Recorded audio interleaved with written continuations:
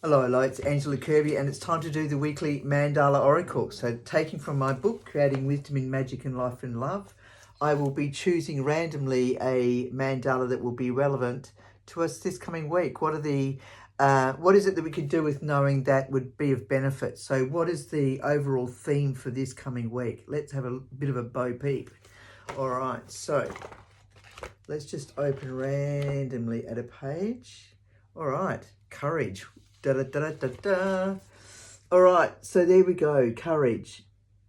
And if you wanted to see this one up close and personal, you could actually go to my website, posted below, and go up to Art, Mandala in Life, and then scroll through those. And it's got all of the I'm still doing number 72, but all of the other mandalas are already up. I've got the best web guy in the world, and he sorts everything out for me, which is fantastic when needs be.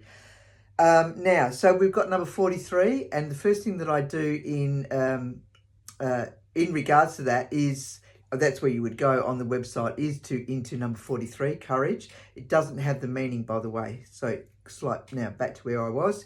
I read out the mantra, and that helps us to be in a place where we can take the understand the message, or take on the message a little bit further if you want, if you choose to. If you don't, you can switch off right now.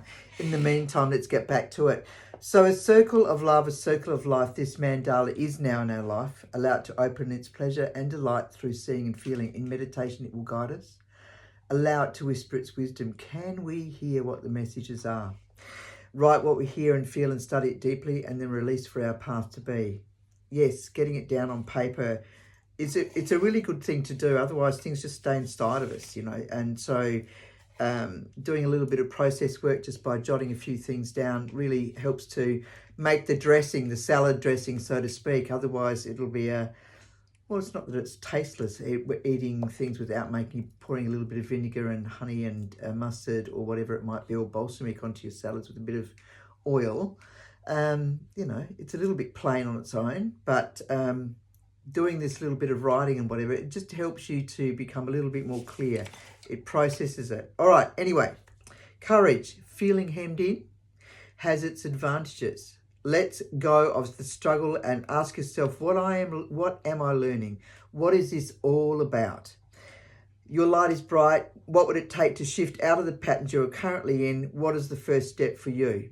For after a period of incubation and a sense for embracing what has assisted you in growth and learning is now complete and transformed. So it's time to mosey on. I can really relate to this. So this is to be embraced through love rather than fear. Relate to that. We go into this default program, a lot of us, back into fear. Oh my God, I won't be looked after. It's not fair. Oh my God, I'm all alone, or I've got too many around me, or whatever it might be. Stop. Go and ground ourselves. Chill, all right? Let the fear go. Who are we without our fear? Let's stop it. Step out into the world as you have all the resources, making the first move today. One step. Feel your light shine from within and sense of courage that leads the way. Sometimes picking up the phone, composing and sending an email, or making an inquiry in whatever format after you have had the insight, have had a hunch or an insight, is the necessary action, and then you let it go. So at some stage, that action will become results, and in whatever way they are to be experienced by you. So let go of any self-sabotage and know that where you are now is the result of your past, okay? So you have the courage to make any changes, and do not judge what is ready to be transformed, but allow it. You can do it. We can all do it. Let's do it. Let's let go of any of the fears and bring in the courage and trust in life. We got this far, didn't we? Anyway, okay, so if you have any questions in regards to that, ask me. In the meantime, be gentle and kind and have a great week. Ciao, ciao.